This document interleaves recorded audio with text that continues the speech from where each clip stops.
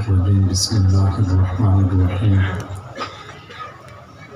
لقد من الله على المؤمنين إذ بعث فيهم رسولا من أنفسهم يتلو عليهم آياته ويزكيهم ويعلمهم الكتاب والحكمة وإن كانوا من قبل لفي ضلال مبين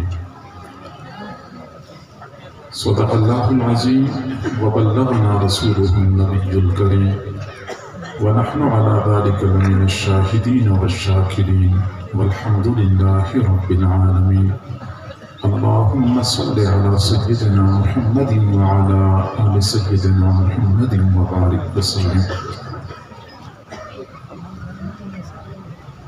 اللہ رب العزت نے اس امت کو دو عظیم نعمتیں عطا فرمائیں، کتاب اللہ اور رسول اللہ صلی اللہ علیہ وسلم. کتاب اللہ سر چشمہ ہدایت ہے، دستور حیات ہے، منشور حیات ہے، ضابطہ حیات ہے، بلکہ سچی بات یہ ہے کہ انسانیت کے لیے آب حیات ہے. اور رسول اللہ صلی اللہ علیہ وسلم وہ پاکیزہ ہستی ہیں جنہوں نے انسانیت کے سامنے کتاب اللہ پہ عمل کر کے دکھانا تھا اور اپنا فریضہ پورا کر کے اپنے رب کے پاس تشریف لے گئے. رسول اللہ صلی اللہ علیہ وسلم کے ساتھ محبت کرنا ہماری ایمان کی اساس اور بنیاد ہے. جس دل میں محبت رسول نہیں اس دل میں ایمان نہیں ہے. یہ میرا فتویٰ نہیں، میرے استاد کا فتویٰ نہیں، بلکہ میرے محبوب صلی اللہ علیہ وسلم کا اپنا جاری کردہ فتویٰ ہے. آپ صلی اللہ علیہ وسلم نے فرمایا والذی نفسی بیدہ، قسم ہے اس پروردگار کی جس کے قبضہ قدرت میں میری جان ہے، لا یؤمن احدکم، تم میں سے کوئی بندہ اس وقت تک مؤمن نہیں ہو سکتا حتی اکون احب الیہ من والدہ وولدہ والناس اجمعین، جب تک کہ میں اس کو اس کے والد، اس کی اولاد اور سارے لوگوں سے بڑھ کے محبوب نہ بن جاؤں. اور صرف یہ نہیں کہ محبت رسول ہماری ایمان کی اساس اور بنیاد ہے، بلکہ محبت رسول کی بنیاد پہ قیامت کے دن رسول اللہ صلی اللہ علیہ وسلم کی رفاقت اور معیت لوگوں کو نصیب ہوگی. حضور صلی اللہ علیہ وسلم کی خدمت میں ایک صحابی حاضر ہوئے اور عرض کیا متى تقوم الساعہ، اللہ کے نبی قیامت کب واقعہ ہوگی؟ میرے محبوب نے فرمایا ماذا اعددت لها، آپ قیامت کے وقوع کے بارے میں تو پوچھتے ہیں، آپ یہ بتائیں کہ آپ نے قیامت کے لیے کیا تیاری کر رکھی ہے؟ قال ما اعددت لها من كثير صلاة ولا صيام ولا صدقة، قیامت کی تیاری کے سلسلے میں نے زیادہ نفل نمازیں تو نہیں پڑھی ہیں، زیادہ نفل روزے تو نہیں رکھے ہیں، زیادہ نفلی صدقات تو نہیں دیے ہیں، ولیکنی احب اللہ ورسولہ، بس اتنی بات ہے کہ میں اللہ اور رسول سے محبت کرتا ہوں. آپ صلی اللہ علیہ وسلم نے فرمایا انت مع من احببت، آپ قیامت کے دن انہی کے ساتھ ہوں گے جن سے آپ محبت کرتے ہیں. تو محبت رسول کی بنیاد پہ رسول اللہ کی رفاقت اور معیت ہمیں نصیب ہوگی. معزز سامعین، آج ہم میں سے ہر بندہ محبت رسول کا دعویدار ہے اور ہر بندہ یہ کہتا ہے کہ میں عاشق رسول ہوں.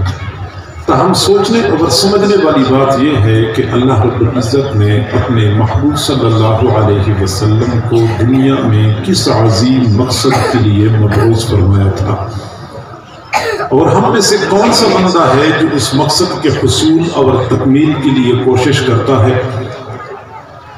کبھی ہم نے اس بات پہ غور کیا ہے کہ جس طرح میں اور آپ عشق رسول کا دعویٰ کرتے ہیں، ایسی ہی اللہ رب العزت نے بھی تو اپنے محبوب کے زلفوں کی قسمیں کھائی ہیں، محبوب کے رخساروں کی قسمیں کھائی ہیں۔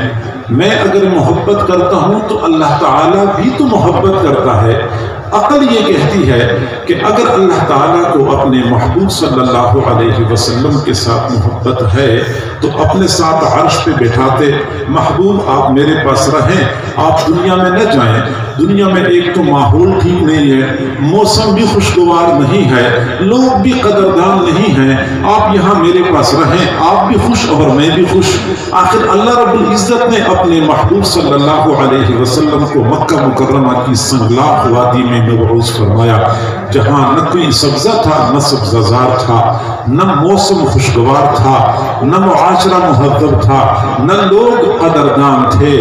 کبھی آپ کو ساحر کہتے تھے، کبھی شاعر کہتے تھے، کبھی کاہن کہتے تھے، کبھی اوپر سے کوڑا کرکٹ پھینکا کرتے تھے، کبھی آپ سجدے کی حالت میں ہوتے تھے، وہ لوگ اونٹنیوں کی بچہ دانیاں اور اوجھڑیاں آپ کے کندھوں پہ ڈالا کرتے تھے، کبھی پتھر مار مار کے آپ کے نرم و نازک بدن کو لہولہان کرتے تھے۔ اللہ رب العزت کی کیا مجبوری تھی کہ اپنے محبوب صلی اللہ علیہ وسلم کو ان حالات سے دوچار کیا؟ یہ سوال ذہن میں پیدا ہوتا ہے۔ اللہ کو اپنے محبوب سے محبت بھی ہے اور ایسے شرائط سے بھی گزارتا ہے، ایسی مشکلات سے دوچار بھی کرتا ہے۔ جی ہاں، اللہ رب العزت نے دنیا والوں کو بتانا تھا کہ میرے محبوب کا مقام اور مرتبہ بہت بلند ہے، بہت بلند ہے، تم اس کا تصور نہیں کر سکتے، لیکن میرے دین کی قدر و قیمت کچھ اور ہے۔ اللہ رب العزت نے اگر اپنے محبوب کو ان مراحل سے گزارا تھا تو دین کی وجہ سے گزارا تھا۔ جب تک میرے محبوب نے نبوت کا اعلان نہیں فرمایا تھا، جب تک آپ نے اس وقت کی بتوں کی اور معبودان باطلہ کی مخالفت شروع نہیں کر رکھی تھی، اس وقت تو میرے محبوب مکہ کے سارے لوگوں کی آنکھوں کے تارا تھے۔ لوگ آپ کو صادق فرم کہتے تھے، امین کہتے تھے، بیٹیوں کے رشتوں کی پیشکش کیا کرتے تھے، ادب اور احترام کیا کرتے تھے۔ آپ صلی اللہ علیہ وسلم کے لیے حالات اس وقت خراب ہو گئے جب آپ نے ان کی جھوٹے اور معبودان باطلہ کی مخالفت شروع کر دی، اپنے دین کی ترویج و اشاعت کے لیے توحید کا علم بلند کر لیا۔ اس لیے پھر آپ صلی اللہ علیہ وسلم کو ان مراحل سے دوچار کیا گیا۔ گویا کہ آپ صلی اللہ علیہ وسلم کی یہ مشقتیں، یہ صعوبتیں، تمام تر مشکلات دین متین کی خاطر تھیں۔ آج ہم میں سے کوئی بندہ اس دین کو پس پشت ڈالے جو دین میرے محبوب نے پتھر کھا کھا کر ہم تک پہنچایا، اس دین کی طرف التفات نہ کرے، فقط خالی خولی نعروں سے مطمئن ہو جائے کہ میں عاشق رسول ہوں۔ یہ جنون ہے، یہ دیوانگی ہے، یہ خوش فہمی ہے، حقیقت کا دور سے بھی کوئی تعلق نہیں ہے۔ معزز سامعین، آپ کو میری بولی سمجھ آ رہی ہے؟ ہاں جی، آ رہی۔ میرے سے پہلے جن حضرات نے بیانات کیے مجھے تو بالکل محروم رکھا۔ میرا جی چاہ رہا تھا کہ میں پشتو میں بیان شروع کروں۔ جب وہ ہمیں نہیں سمجھا رہے تو ہم کیوں ایسی بات کریں جو ان کو سمجھ میں آ جائے۔ انتقام تو یوں میں لے سکتا تھا کہ میں پشتو میں بیان شروع کر لیتا، چونکہ مجھے پشتو پر مکمل عبور حاصل ہے، لیکن میں ایسا نہیں کرتا جیسا میرے ساتھ ہو گیا۔ میں آپ حضرات کو سمجھانے کی کوشش کروں گا، آپ حضرات توجہ فرمائیں گے تو بات سمجھ میں آ جائے گی۔ میرے بھائی، میرے سامنے ایک منظر ہے طائف کا کہ جب حضور صلی اللہ علیہ وسلم طائف تشریف لے گئے تو طائف والوں نے آپ کے ساتھ کیا سلوک کیا۔ آپ کے پیچھے بچے لگائے، بچے آپ کے پیچھے تالیاں بجایا کرتے تھے، پتھر مارتے تھے، آپ کا نرم و نازک بدن مکمل لہولہان ہو گیا تھا۔ چلتے چلتے آپ تھک جاتے تھے، ایک جگہ بیٹھتے تھے، پھر وہی کافر آتے تھے، آپ کو بیٹھنے بھی نہیں دیا، یہاں تک کہ آپ کو مجبوراً ایک باغ کے اندر پناہ لینی پڑ گئی۔ آپ صلی اللہ علیہ وسلم کی بے کسی و بے چارگی کا عجیب عالم تھا۔ چلتے چلتے پاؤں مبارک اتنے سوج چکے تھے کہ جب وضو کے لیے جوتے اتارنے چاہے تو جوتے نکل نہیں رہے تھے، کیونکہ پاؤں سوج چکے تھے، جوتیاں پھنس گئی تھی پاؤں کے اندر۔ اس عجیب بے کسی و بے چارگی کے عالم میں وہ اللہ جس کو اپنے رحم و کرم پہ بڑا ناز ہے، قرآن پاک میں بار بار کہتا ہے میں رحیم ہوں، میں کریم ہوں، اس اللہ کو بھی جلال آیا، فرشتہ بھیجا کہ میرے محبوب سے کہہ دو اگر وہ چاہیں میں طائف والوں کو دو پہاڑوں کے درمیان کچل دوں گا۔ کوئی مجھ سے پوچھے میں تو کہوں گا اللہ کے نبی اشارہ کر دیجئے، دونوں طرف کے پہاڑ آپس میں ٹکرا ٹکرا کے ان کو نیست و نابود کر دیں۔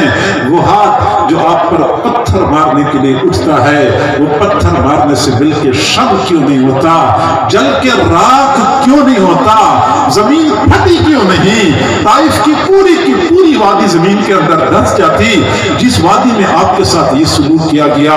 نہیں، میرے محبوب صلی اللہ علیہ وسلم نے کوئی انتقامی جذبات کا اظہار نہیں فرمایا، کیونکہ آپ کو رحمت بنا کر بھیجے گئے تھے۔ آپ نے فرمایا اللہم اہد قومی فإنہم لا یعلمون، اللہ میری قوم کو ہدایت دے دے، میری قوم جانتی نہیں ہے۔ آپ قوم کو جواب میں دعا دے رہے تھے۔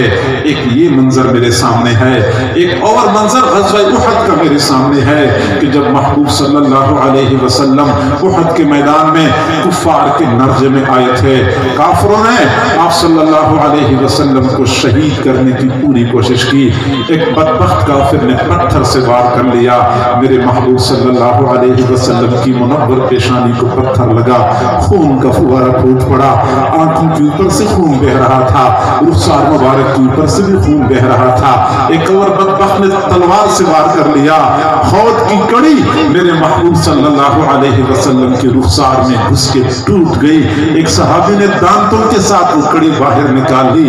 ایک اور بدبخت نے پتھر سے وار کر لیا، میرے محبوب صلی اللہ علیہ وسلم کے مبارک ہونٹوں کو پتھر لگا، ہونٹ مبارک زخمی ہو گئے، دندان مبارک شہید ہو گئے، منہ مبارک خون سے بھر چکا تھا، داڑھی مبارک خون سے تر بتر ہو چکی تھی، سینے کے اوپر بھی خون ٹپکتا ہوا نظر آ رہا تھا۔ اس وقت کوئی بندہ مجھ سے پوچھے میں تو کہوں گا اللہ کی نبی حد ہو گئی ہے، اب تو مزید آپ اشارہ کر دیجئے، آپ اللہ کے سامنے ہاتھ اٹھائیں، آپ ہاتھ اٹھائیں گے آسمان جھک کے آ جائے گا، ان کو اپنی طرف اچک لے گا، زمین پھٹ جائے گی، ان کو اپنے اندر نگل لے گی۔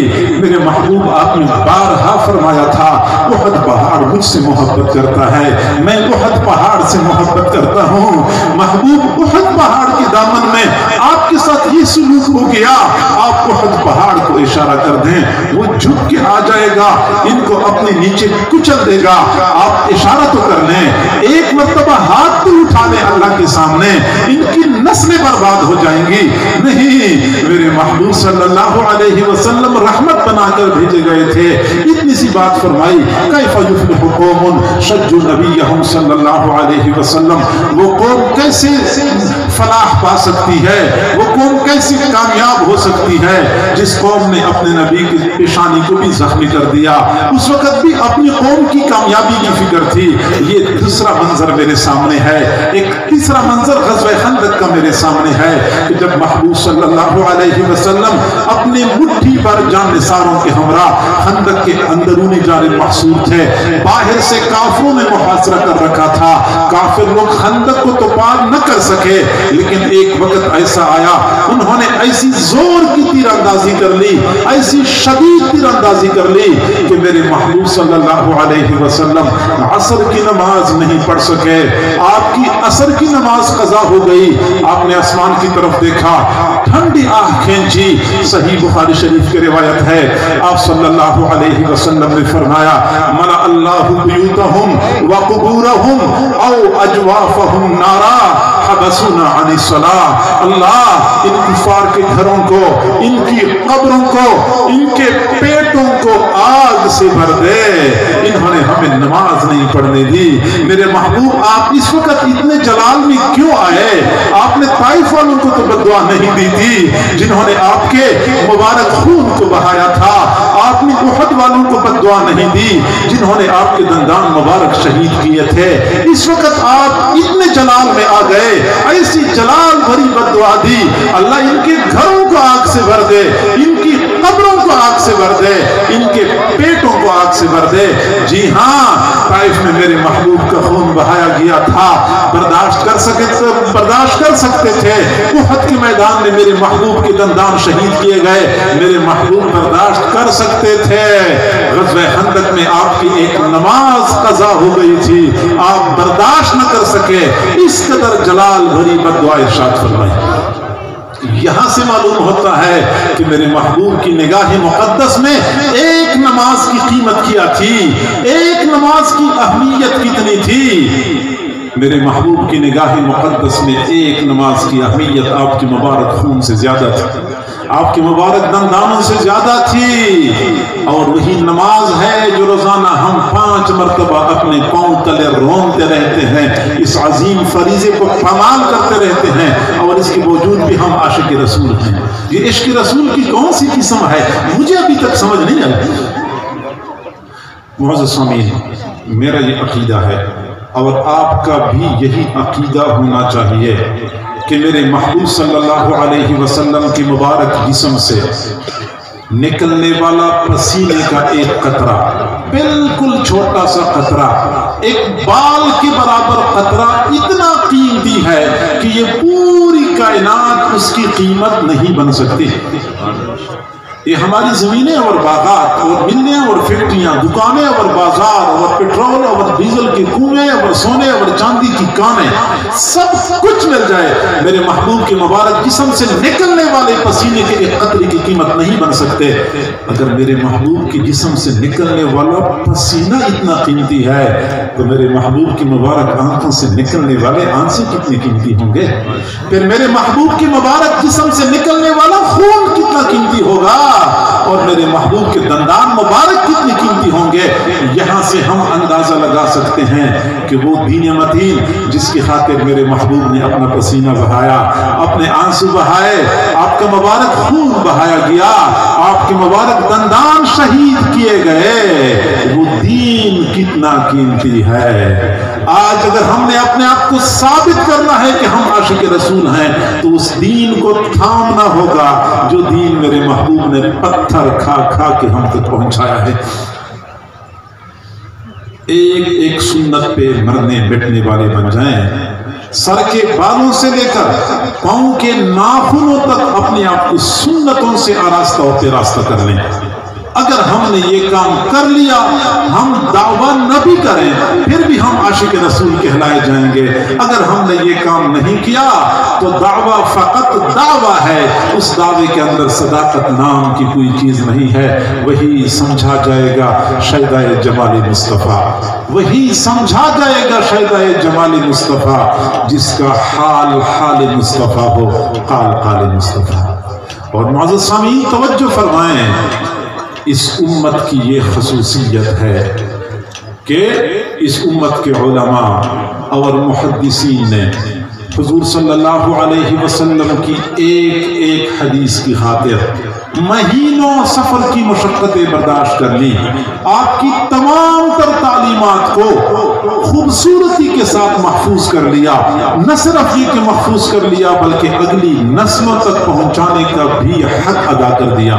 آج عیسائی دنیا حضرت عیسیٰ علیہ السلام کو اللہ کا بیٹا مانتی ہے، بہت محبت کے دعوے کرتی ہے، لیکن عیسائیوں کے پاس حضرت عیسیٰ علیہ السلام کی تعلیمات میں سے انجیل کے علاوہ اور کچھ بھی نہیں ہے، اور انجیل میں بھی تحریف در تحریف ہو چکی ہے۔ یہودی لوگ حضرت موسیٰ علیہ السلام کے ساتھ محبت کے دعویدار ہیں، ان کے پاس حضرت موسیٰ علیہ السلام کی تعلیمات میں سے کچھ بھی نہیں ہے، صرف ایک تورات ہے، اور تورات میں بھی تحریف در تحریف ہو چکی ہے۔ اس امت کی خصوصیت ہے، اس امت کے علماء، ان کے محدثین کا امت پہ احسان عظیم ہے، انہوں نے مشقتیں برداشت کر لی، صعوبتیں برداشت کر لی، بھوک اور پیاس برداشت کر کر کے رسول اللہ کی تمام تر تعلیمات کو بہت خوبصورتی کے ساتھ محفوظ کر رکھا ہے۔ آج یہودیوں سے پوچھیں حضرت موسیٰ علیہ السلام کے مسکرانے کا انداز کیسے تھا، نہیں بتا سکتے۔ آپ حضرت موسیٰ علیہ السلام کی بال مبارک کیسے تھے؟ نہیں بتا سکتے. چلنے کا انداز کیسے تھا؟ نہیں بتا سکتے. عیسائیوں سے پوچھیں حضرت عیسیٰ علیہ السلام کے بیٹھنے کا انداز کیسے تھا؟ نہیں بتا سکتے. کھانے پینے کا انداز کیسے تھا؟ نہیں بتا سکتے. میرے بھائیوں، ان علماء کو اپنا محسن سمجھیں. ان علماء کی قربانیوں کا نتیجہ ہے، ان کی محنتوں کا ثمرہ ہے. آج آپ حضور صلی اللہ علیہ وسلم کی زندگی کے کسی بھی گوشے کے بارے میں معلوم کرنا چاہتے ہیں، میرے محبوب کی پوری زندگی امت کے سامنے کھلی کتاب کی مانند موجود ہے. آپ معلوم کریں میرے محبوب کے کھانے پینے کا انداز کیسے تھا، سونے جاگنے کا انداز کیسے تھا، آپ کی وضع قطع کیسی تھی، آپ کا قد کاٹ کیسے تھا، آپ کی مبارک آنکھیں کیسی تھی، آپ گفتگو کیسے فرمایا کرتے تھے، آپ زمین کے اوپر کیسے چلا کرتے تھے، آپ کے پاؤں کے تلوے مبارک کیسے تھے، آپ کس طرح لباس پہنا کرتے تھے. میرے محبوب صلی اللہ علیہ وسلم کے دندان مبارک کے درمیان خلا کیسے تھا، میرے محبوب کی داڑھی مبارک کیسی تھی، میرے محبوب صلی اللہ علیہ وسلم کے سونے کا انداز کیسے تھا، جاگنے کا انداز کیسے تھا، بیت اللہ میں کیسے داخل ہوتے تھے اور بیت الخلاء میں کیسے داخل ہوتے تھے. تمام سوالات کا جواب الحمدللہ آج علماء کے پاس موجود ہے. سبحان اللہ. حضرات صحابہ کرام نے اپنے محبوب کے ساتھ محبت کی. بندہ حیران رہ جاتا ہے کہ یہ حضرات صحابہ، لگتا یہ ہے کہ یہ حضور علیہ السلام کی خدمت میں بیٹھتے ہوں گے اور آپ کے سراپا کو ہر وقت تکتے رہتے ہوں گے، آپ کے شکل صورت کو، آپ کے قد کاٹ کو، آپ کے تمام تر امور کو صحابہ کرام نے ایسا محفوظ کر لیا ہے. میں بہت دعوے سے یہ بات کرتا ہوں کہ آج وہ بیٹا جو اپنے باپ کے ساتھ زندگی کے 30 سال ایک گھر میں گزارے، دن کے وقت دکان پہ بیٹھتے ہیں اکٹھے، رات کو گھر میں ہوتے ہیں اکٹھے، 3 ٹائم اکٹھے کھانا کھاتے ہیں، آنا جانا اکٹھے ہوتا ہے، شادی غمی میں اکٹھے ہوتے ہیں، لیکن وہ بیٹا اپنے باپ کے بارے میں اتنا نہیں جانتا جتنا آج ایک عالم اپنے محبوب صلی اللہ علیہ وسلم کے بارے میں جانتا ہے. سبحان اللہ. بے شک صحابہ کرام حضور کے سراپا کا تذکرہ کرتے تھے. حضرت ہند بن ابی حالہ رضی اللہ عنہ حضور صلی اللہ علیہ وسلم کا تذکرہ فرمایا کرتے تھے. فرماتے تھے کان النبی صلی اللہ علیہ وسلم فخما مفخما. حضور صلی اللہ علیہ وسلم اپنی ذات میں عظیم تھے اور دوسروں کو بھی عظیم نظر آتے تھے. آپ کی شخصیت ایسی تھی، آپ کی پرسنالٹی ایسی تھی، جو بندہ دیکھتا تھا متاثر ہوئے بغیر رہ نہیں سکتا تھا. اپنی ذات میں عظیم تھے، دوسروں کو بھی عظیم نظر آتے تھے. اطول من المربوع و اقصر من المشذب. درمیانہ قد سے آپ کا قد قدر بلند تھا، لیکن زیادہ لمبا قد بھی نہیں تھا جو بے ڈھنگا لگے اور بدصورت لگے. زیادہ لمبے قد سے آپ کا قد قدر چھوٹا تھا. عظیم الحامت، سر مبارک اعتدال کے ساتھ بڑا تھا. یہ ذہانت اور قابلیت کی دلیل ہے. رجل الشعر، بال مبارک بالکل سیدھے نہیں تھے، لپٹے ہوئے گنگریالے نہیں تھے، بلکہ قدر خمدار بال تھے. واسع الجبین، پیشانی کشادہ تھی، یہ نجابت اور شرافت کی دلیل ہے. ازج الحواجب، بویں مبارک باریک اور خمدار تھی. احدب الاشفار، پلک مبارک لمبی اور دراز تھی. اکحل العینین، آنکھیں مبارک قدرتی طور پہ سرما آلود تھی. سرما لگائے بغیر آنکھیں ایسی محسوس ہوتی تھی جیسا کہ ہلکا سا سرما لگایا گیا ہو. اقنى العرنین، ناک کا بانسا لمبا اور بلند تھا، اونچی ناک والے تھے. سہل الخدین، رخسار مبارک اندر کو دھنسے ہوئے نہیں تھے، باہر کو ابھرے ہوئے نہیں تھے، بالکل نرم اور ہموار رخسار تھے. ذلیع الفم میں، منہ مبارک اعتدال کے ساتھ کشادہ تھا. یہ فصاحت اور بلاغت کی دلیل ہے. مفلج الاسنان، دندان مبارک کے درمیان قدر خلا تھا. بات کرتے تھے نور پھوٹتا ہوا محسوس ہوتا تھا. کف اللحیت، داڑھی مبارک گھنی اور دراز تھی، سینے کو ڈھانپے رکھتی تھی. عنقہ کأنہ جید دمیۃ، گردن مبارک ایسی پتلی اور تراشیدہ تھی جیسے مورتی کی گردن ہوتی ہے. بعید ما بین المنکبین، کندھوں کے درمیان کا فاصلہ زیادہ تھا. تحمل اور بردباری کی دلیل ہے. عریض الصدر، سینہ مبارک چوڑا تھا. چوڑا اور کشادہ سینہ تھا. یہ سخاوت اور نجابت کی دلیل ہے. سباق الصدر والبطن, پیٹ اور سینہ بالکل ہموار تھے. پیٹ باہر کو نکلو ہوا نہیں, اندر کو دھنسا ہوا نہیں. طویل الزنادین, کلائیاں مبارک لمبی لمبی تھی. رحب الراحت, ہتھیلی مبارک کشادہ تھی. سائل الاطراف, انگلیاں مبارک لمبی اور دراز تھی. خمسان الاخمسین, پاؤں کے تلوے نیچے سے قدرے گہرے تھے. مسیح القدمین, پاؤں اوپر سے بالکل ہموار تھے. ینبو عنہم الماء, پانی کا قطرہ گر پڑتا تھا, دائیں بائیں کو بہ پڑتا تھا. یوں محسوس ہوتا تھا جیسے پاؤں کو ہلکا سا تیل لگایا گیا ہو. راوی قسم کھا کے فرماتے ہیں, قسم ہے اس پروردگار کی جس نے اپنے محبوب کو حق کے ساتھ مبعوث فرمایا, میں نے ان جیسا حسین نہ پہلے کبھی دیکھا تھا نہ بعد میں کبھی دیکھا ہے.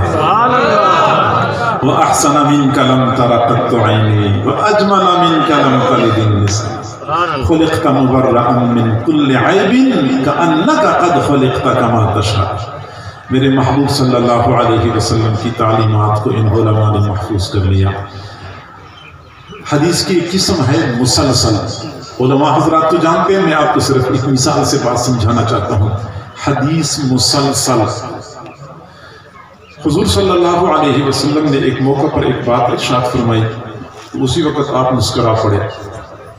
تو صحابی نے آپ کی ان الفاظ کو بھی یاد کر لیا, آپ کے مسکرانے کے انداز کو بھی یاد کر لیا. پھر اپنے شاگردوں کے سامنے حضور کے الفاظ بھی نقل فرمائے اور مسکرانے کا انداز بھی نقل فرمایا. پھر تابعی نے اپنے شاگردوں کے سامنے حضور کے الفاظ نقل فرمائے, مسکرانے کا انداز نقل فرمایا. پھر تبع تابعی نے اپنے شاگردوں کے سامنے مسکرانے کا الفاظ بھی نقل فرمایا, مسکرانے کا انداز بھی نقل فرمایا اور الفاظ بھی نقل فرمائے. یہ سلسلہ چلتے چلتے آج بھی امت میں رائج ہے. امت کے محدثین جب اپنے شاگردوں کو حدیث پڑھاتے ہیں تو جہاں الفاظ بتاتے ہیں وہاں محبوب کے مسکرانے کا انداز بھی نقل فرماتے ہیں. ایک موقع پہ آپ نے کھجوریں کوئی بات ارشاد فرمائی اور اسی موقع پر آپ نے کھجوریں تقسیم فرمائی. حدیث مسلسل بقسم تمر, اسی موقع پہ آپ نے کھجوریں تقسیم فرمائی. صحابی نے جب وہ الفاظ اپنے شاگردوں کو نقل فرمائے تو آپ نے الفاظ بھی نقل فرمائے اور کھجوری بھی تقسیم فرمائی. تابعی نے وہ الفاظ بھی اپنے شاگردوں کے سامنے نقل فرمائے اور کھجوریں بھی تقسیم فرمائی. یوں یہ سلسلہ چلتے چلتے آج بھی امت میں رائج ہے. جب استاد وہ حدیث اپنے شاگردوں کے سامنے نقل فرماتے ہیں تو جہاں الفاظ نقل کرتے ہیں وہاں کھجوروں کا ٹوکرا پڑا ہوتا ہے, وہ کھجوریں بھی لوگوں کے درمیان تقسیم کر لیتے ہیں. یعنی انہوں نے الفاظ کو نقل فرمائے ہیں, امت تک پہنچائے ہیں. میرے محبوب صلی اللہ علیہ وسلم کے اس انداز کو بھی امت تک پہنچایا ہے اور آج بھی امت کے اندر زندہ و تابندہ ہے. میں نے ایک جگہ بیان کیا تو اگلی مرتبہ دوبارہ وہاں بیان پہ گیا تو میں نے دیکھا کھجوروں کا ایک ٹوکرا رکھا ہوا تھا. تو میں نے پوچھا کہ یہ کھجوریں کیوں رکھی ہیں, شاید کسی کا نکاح ہوگا تو نکاح کے موقع پہ کھجوریں یا چھوارے تقسیم کرتے ہیں. انہوں نے کہا نہیں, آپ نے کتنی مرتبہ وہ حدیث کی بات کی تھی نا, ہم چاہتے ہیں کہ آج آپ وہی الفاظ بھی نقل فرمائیں اور وہ کھجوریں بھی تقسیم فرمائیں. میں نے کہا زبردست, میٹھی میٹھی سنتیں آپ کو بہت اچھی لگتی ہیں. پھر میں نے کہا کہ دیکھیں میرا دل تو چاہتا ہے کہ میں آپ کے سامنے نقل کر لوں اور کھجوری بھی تقسیم کر لوں, لیکن مجھے اس موقع پر ایک اور واقعہ یاد آیا. خلیفہ معتصم باللہ, یہ معتصم باللہ وقت کا بڑا حکمران بھی تھا اور حکومت ملنے سے پہلے بڑا محدث بھی تھا. جب حکومت مل گئی تو ہر طرف عیاشی اور ضروریات کا سامان اور نوکر چاکر اور چاپلوسی اور خوشامد. ایک دن وزیروں نے کہا کہ بادشاہ سلامت آپ کے زیر قدم لاکھوں مربع میل زمین ہے اور آپ کے اتنے خزانے ہیں اور اتنے نوکر چاکر ہیں, آپ کی دل میں بھی کوئی حسرت ابھی تک باقی ہے؟ گویا کہ آپ کی تو ساری حسرتیں ختم ہو چکی ہوں گی, کوئی چاہت باقی نہیں ہوگی. تو معتصم باللہ نے کہا کہ بس میری زندگی میں ایک حسرت باقی ہے, وہ یہ کہ جب مجھے حکومت نہیں ملی تھی میں حدیثیں پڑھایا کرتا تھا, میرے آگے اور دائیں اور بائیں طرف شاگردوں کا بڑا حلقہ ہوتا تھا. مجھے ایک شاگرد کہتا تھا حدثنا یا شیخ حدیث فلاں, اے फलां ए शेख फलां हदीस बयान कर दो, मैं मुत्तसिल सनद के साथ वो हदीस बयान कर लेता। शागिर्द फौरन कलम कागज हाथ में ले लेते और वो हदीस लिख लेते थे। फिर दोबारा अगला शागिर्द पूछता हमें फलां हदीस बयान कर दो, मैं मुत्तसिल सनद के साथ हदीस बयान कर लेता था। शागिर्द वो हदीस लिख लेते थे। वो मंजर मुझे अब नजर नहीं आता, उसी मंजर को देखने के लिए तरसता हूँ। काश जिंदगी में एक मरतबा फिर वो मंजर आ जाए। बादशाह ने जब ये बात की, ये वजीर मुशीर बड़े खुशामदी होते हैं, ये बड़े चापलूस होते हैं। अगले दिन जब बादशाह दरबार में आया तो वजीरों ने अपने बगल में कागज पकड़े हुए थे, हाथ में कलम दवात पकड़े हुए थे। सीधे आके बादशाह के सामने दोजानों बैठ गए और कहने लगे हदीसना या शेख, हदीसना या शेख, ए शेख हमें हदीस बयान कर दो, ए शेख हमें हदीस बयान कर दो। बादशाह बड़ा समझदार था। बादशाह ने कहा लस्तुम बिहिम, लस्तुम बिहिम, तुम वो नहीं हो, तुम वो नहीं हो। इन्नमा हुमुल मुशक्ककतु अर्जुलुहुम अत्तवीलतु शुऊरुहुम अद्दनिसतु सियाबुहुम अलमुखबरतु वजूहुहुम तारतुम बिल यमन व तारतुम बिशाम तारतुम बिल इराक व तारतुम बिल हिजाज रुबाबुल आफाक क़ुत्ताउल मुसाफात उलाइका हुम नक़लतुल हदीस। तुम वो नहीं हो, तुम हदीसें पढ़ने वाले नहीं हो। हदीस पढ़ने वाले वो होते थे जब हदीस की खातिर चल चल के उनके पांव फट जाते थे, कपड़े मेले कुचेले होते थे, चेहरे गुबार आलूद होते थे। कभी यमन में होते थे, कभी शाम में होते थे, कभी इराक में होते थे, कभी हिजाज में होते थे। अतराफ को छानने वाले, मुसाफतों को तय करने वाले, वो लोग असल में हदीस को नकल करने वाले थे। हदीस को नकल करने वाले और लोग हुआ करते हैं। बहरहाल में ये बात अर्ज कर रहा था, उम्मत के मुहद्दिसीन और उलमा का उम्मत पे एहसान है जिन्होंने अपने महबूब सल्लल्लाहु अलैहि वसल्लम की तालीमात को महफूज कर लिया। आज भी इसी चीज़ की ज़रूरत है कि हम रसूलुल्लाह की तालीमात को थाम लें। वो दीन जो मेरे महबूब सल्लल्लाहु अलैहि वसल्लम ने पत्थर खा खा कर हम तक पहुँचाया, हम इनफिरादी ज़िंदगियों में उस दीन को अपनाएं और इज्तिमाई तौर पे उस दीन को बतौर निज़ाम ज़िंदगी नाफिज करने में अपना किरदार अदा करें। वो उलमा, वो हजरात जो इस दीन को बतौर निज़ाम के नाफिज करने की कोशिश करते हैं, उनके साथ हम मकदूर बर ताउन कर लिया करें, उनके साथ अपनी मदद कर लिया करें जितना हम कर सकते हैं, ताकि क़यामत के दिन हम रसूलुल्लाह सल्लल्लाहु अलैहि वसल्लम के सामने सुरखरू हों। रसूलुल्लाह हमें देख लें, फरमाएं ये मेरा आशिक है, ये मेरा उम्मती है, हमारा बेड़ा पार हो जाएगा।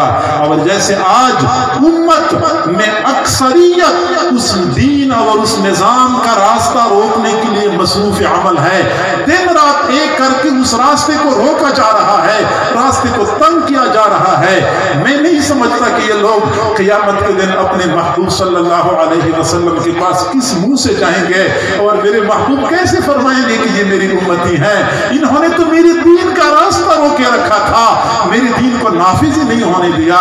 लिहाजा हम रास्ता रोकने वाले न बने, निफाज में अपना किरदार अदा करें। हजरात साहबा किराम को दो चीज़ों में कमाल हासिल था, एक तो उनको मोहब्बत रसूल में कमाल हासिल था, उनको इताअत रसूल में कमाल हासिल था। आज हम में से बहुत सारे अहबाब ये बात करते हैं कि रसूलुल्लाह की तालीमात पे आजकल अमल नहीं हो सकता, रसूलुल्लाह की सुन्नतों में यूनिवर्सिटी के माहौल में अमल नहीं हो सकता और कॉलेज के माहौल में अमल नहीं हो सकता। मेरे भाइयों, मेरे महबूब के सहाबा ने कभी माहौल की परवाह नहीं की, कभी वक़्त की परवाह नहीं की, कभी हालात की परवाह नहीं की। जहां कहीं गए अपने महबूब की सुन्नतों के चराग जलाए, दुनिया को रोशन कर दिया। कभी वो मरऊब नहीं हुए कि इस माहौल में सुन्नतों पे अमल नहीं हो सकता। अपनी आखिरी बात करके अपने मौजू को मुकम्मल करता हूँ। हजरत उमर फारूक रज़ियल्लाहु ताला अन्हु की खिलाफत का ज़माना था, जब हजरत उमर ने हजरत साद बिन अबी वक्कास रज़ियल्लाहु ताला अन्हु को ईरान पर हमला करने के लिए भेजा। हजरत साद बिन अबी वक्कास रज़ियल्लाहु ताला अन्हु अपने जाननिसारों के हमरा ईरान की सरहद पे पहुंचे।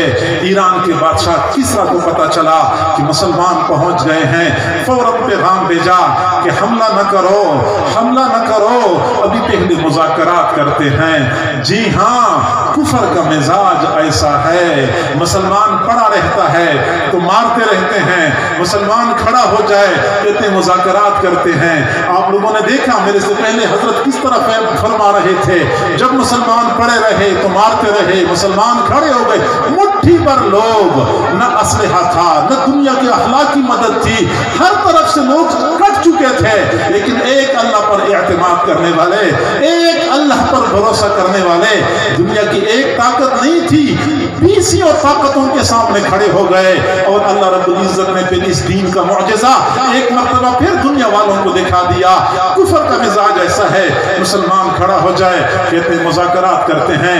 चुनांचे हजरत साद बिन अबी वक्कास रज़ियल्लाहु ताला अन्हु ने अपने 2 दुर्वेशों को, 2 साथियों को भेजा कि तुम जाओ और किसरा के साथ मुज़ाकरात करो। उनमें से एक हजरत हुज़ैफा इब्नुल यमान रज़ियल्लाहु ताला अन्हु थे और दूसरे हजरत रबी इब्न आमिर रज़ियल्लाहु ताला अन्हु थे। फटा पुराना लिबास पहने हुए, हाथ में जंग आलू तलवारें लिए, घोड़ों की नंगी पुष्ट पे सवार हो गए और किसरा के महल की तरफ घोड़े दौड़ाने शुरू कर दिए। किसरा बड़ा अय्यार और चालाक बंदा था, उसने अपने महल से बाहर मीलों दूर कालीन बिछवाए, कालीन के दोनों तरफ कनाते लगाई और कालीनों के ऊपर जा बजा प्लेटें रख दी, प्लेटों को हीरे जवाहरात से भर दिया। ये किसरा की जानिब से खामोश पैगाम था कि तुम कालीन देख रहे हो, ये कनाते देख रहे हो, हीरे जवाहरात से भरी हुई प्लेटें देख रहे हो, देख लो, आंखें खोलो, हमारी इकोनॉमी बड़ी मजबूत है, हमसे लड़ने की हमाकत न करो, हमारी मईशत बड़ी मजबूत है। जैसा कि आजकल भी जमीनी खुदा इस तरह के धमकियां लगा के लोगों को मरऊब कर देते हैं, हम बड़े मजबूत हैं, हम नाकाबिल तस्खीर हैं। चुनांचे किसरा ने ये खामोश पैगाम दिया, कालीन बिछाई हुए, कनाते लगी हुई, कालीनों के ऊपर जा बजा हीरे जवाहरात की भरी हुई प्लेटें रख दी।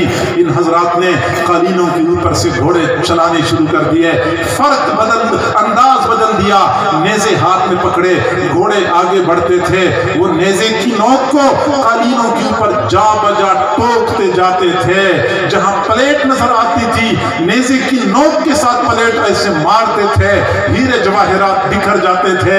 इनकी जानिब से खामोश जवाबी पैगाम था कि हम तुम्हारी इकोनॉमी से मरऊब होने वाले नहीं हैं, हम तुम्हारी चमक दमक से मुतासिर होने वाले नहीं हैं। घोड़े दौड़ाते दौड़ाते किसरा के महल के दरवाजे पे पहुंचे, दरबान ने उनका रास्ता रोक लिया, कहाँ जाना है?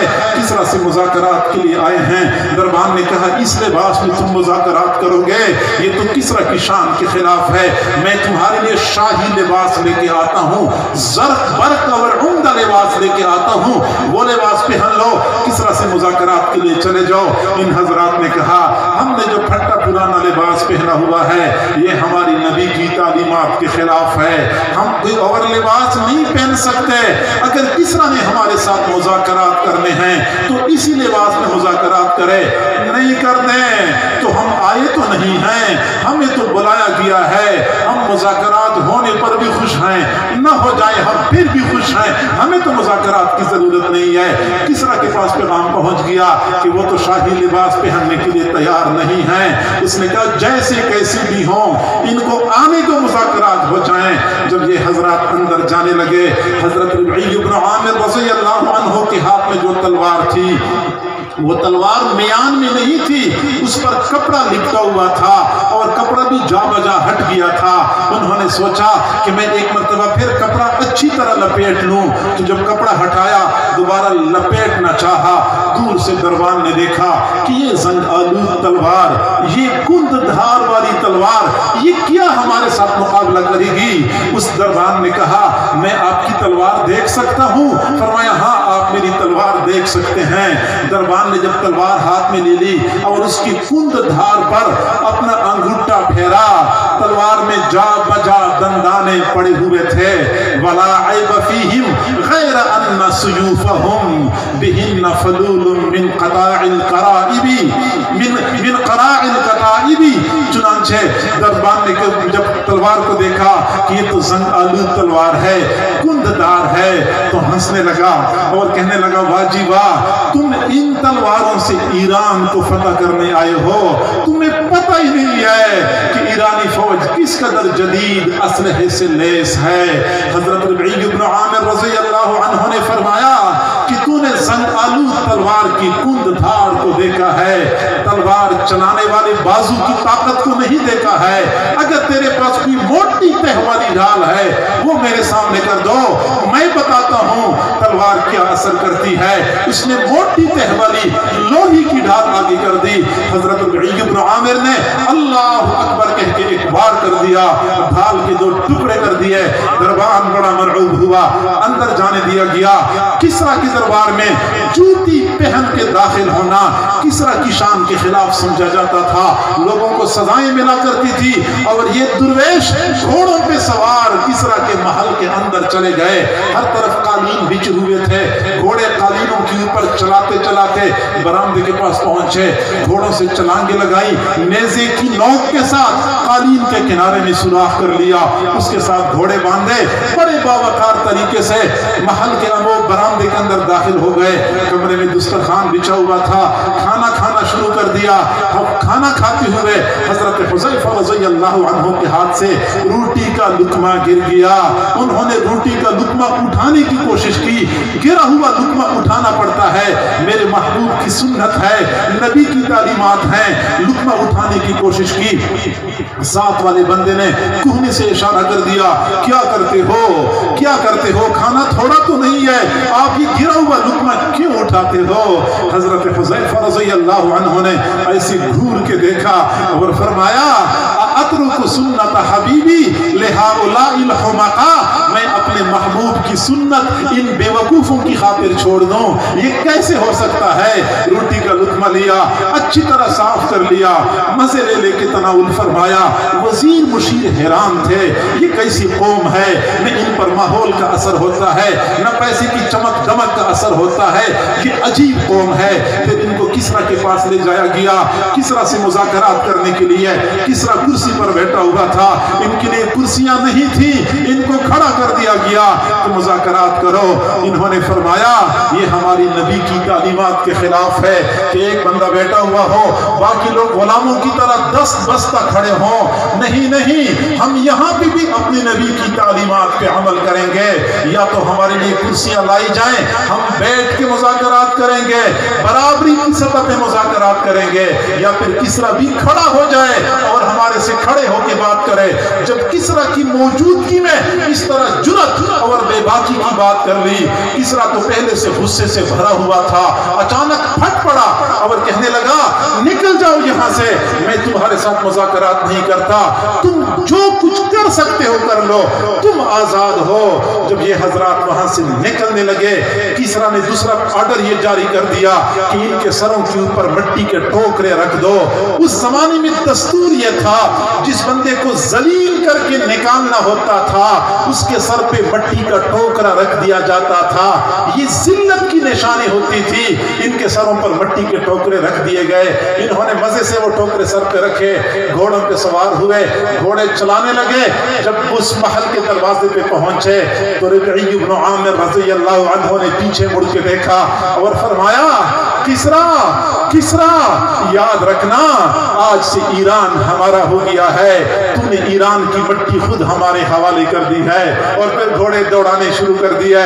किसरा तवहुम परस्ता बंदे पीछे दौड़ाए कि ये मिट्टी पकड़ के ले आओ, लेकिन वो तो मिट्टी लेके जा चुके थे। साथियों के पास पहुंचे, दूर से आवाजें लगा रहे थे मुबारक हो, ईरान फतह हो गया है, ईरान की मिट्टी हम अपने सरों पे लेके आए हैं। वाकई फिर ऐसा हो गया, मुसलमान अफवाज आगे बढ़ी, फिर किसरा की अफवाज उनका रास्ता नहीं रोक सकी। आप लोगों ने रुस्तम का नाम तो सुना होगा, अपनी तारीख से हम वाकिफ नहीं है, कहते हैं रुस्तम पाकिस्तान है, ये रुस्तम फलां है। रुस्तम को लोग बड़ा बहादुर समझते हैं, हालांकि वही रुस्तम ही तो था जो ईरानी फौज का सिपा सालार था। जब भागने लगा तो और कोई रास्ता नजर नहीं आया, नहर में गिर पड़ा। एक सहाबी ने नहर के अंदर छलांग लगाई, अंदर ही उसका सर कलम कर दिया। चुनांचे ईरान फतह हो गया। मेरे महबूब सल्लल्लाहु अलैहि वसल्लम के सहाबा की मोहब्बत और इश्क का ये आलम था। दुनिया में जहां कहीं जाया करते थे, हर माहौल में, हर जगह पे अपने महबूब की सुन्नतों का चिराग जलाना उन्होंने जिंदगी का नस्बुल ऐन बनाया हुआ था। आज भी इसी चीज की जरूरत है। हम अगर आशिक रसूल हैं तो हम मुत्तबे रसूल भी बन जाएं। इताअत रसूल में भी हमें आगे बढ़ने की कोशिश करनी चाहिए। अल्लाह ताला हम सबको समझने और अमल करने की तौफीक अता फरमाए। व आखिर दावाना अनिल हम्दुलिल्लाहि रब्बिल आलमीन।